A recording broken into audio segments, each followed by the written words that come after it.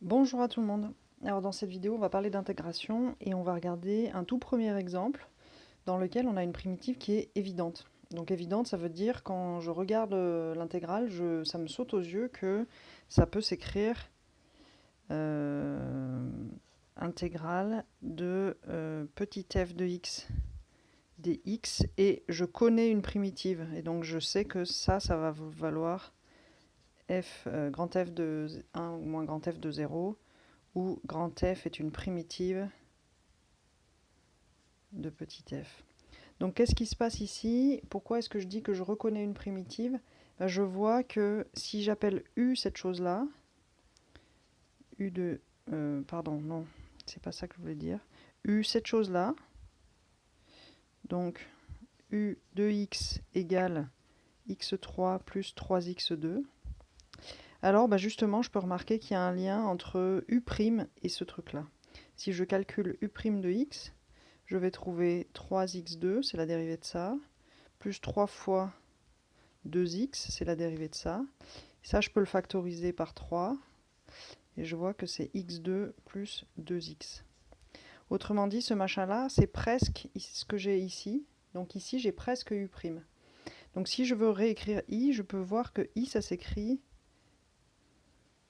Si je veux faire apparaître U' pour pouvoir intégrer U' exponentielle U, j'ai un 3 qui me gêne là. Donc je vais mettre 1 tiers fois 3x2 plus 2x.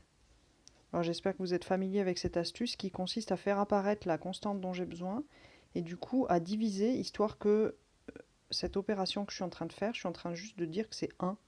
1 tiers fois 3, ça fait 1. Donc je suis en train de rien changer, mais en changeant rien, je suis quand même en train de faire apparaître le morceau qui va m'intéresser et qui va ici être U' de x.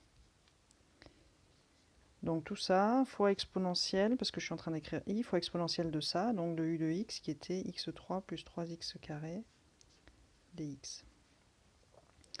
Du coup, je suis en train de reconnaître que c'est 1 tiers de U' exponentielle U.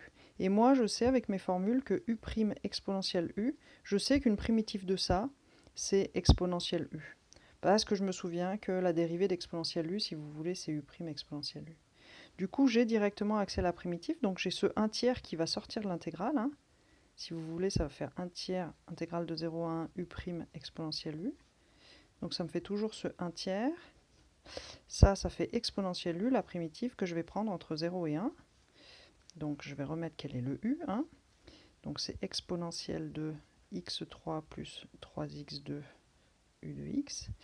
3x2 entre 0 et 1. Et donc je calcule ce que ça fait en 1. Donc ça fait 1 demi. En 1, ça fait exponentielle 1 plus 3. Et en 0, moins exponentielle, ça fait quoi ça? 0 plus 0, ça fait 0. Ce qui me dit que ça fait un tiers, pardon, c'est un tiers, c'est pas un demi là. Donc ça fait exponentielle 4. Et exponentielle 0, ça fait 1. Donc exponentielle 4 moins 1. Voilà, ça termine ce premier calcul.